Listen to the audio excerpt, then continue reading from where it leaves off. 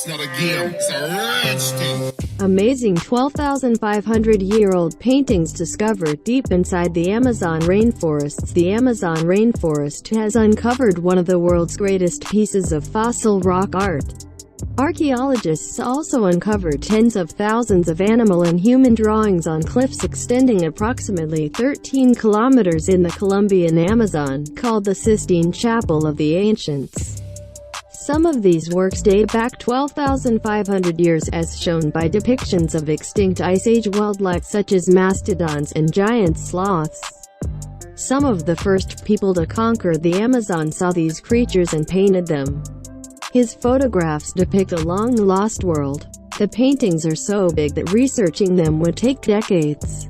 The revelation was produced last year, but it was kept hidden until now since it was filmed for a new Channel 4 project called Jungle Mystery: Lost Kingdoms of the Amazon, which will debut in December.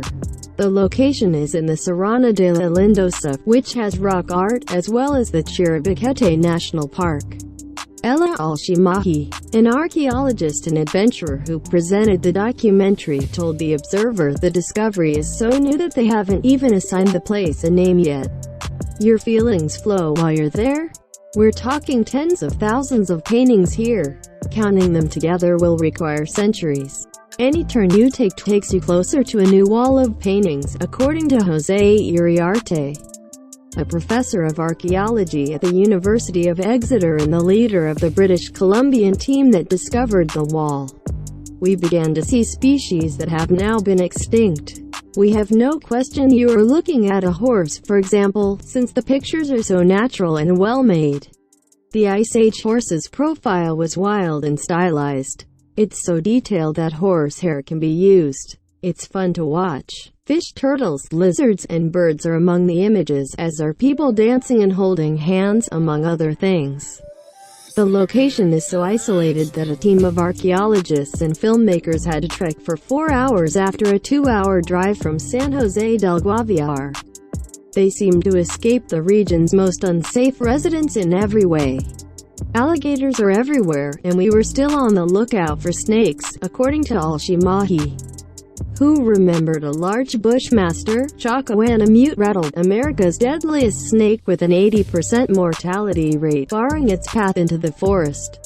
They were late leaving, and it was pitch black. They had little hope of passing in front of the serpent, recognizing that if they were hit, going to a hospital would be impossible. He informed me I was in the middle of nowhere. However, seeing the paintings was well worth the trip, he said. Colombia, as the documentary points out, is a world ripped apart by a 50-year civil war between FARC guerrillas and the Colombian regime, which has now negotiated an uneasy ceasefire.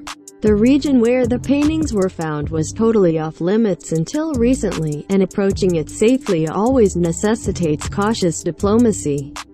When we reached FARC land, Alshamahi said, it was just like some of us had imagined. The analysis has not yet finished. The technological revolution isn't finished. Yet the most significant breakthroughs can now be made in contested or aggressive environments. Paintings come in a variety of sizes. There are several handprints, and many of the pictures, whether abstract, animal, or human forms, are on that scale.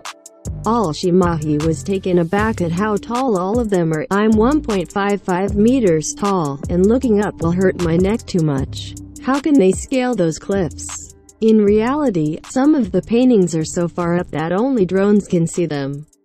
Iriarte suggests the solution resides in the painting's descriptions of wooden buildings, which have characters that appear to bungee jump from them. The color of these works is terracotta reddish. We also discovered blocks of ochre that had been scraped to create them, according to this specialist.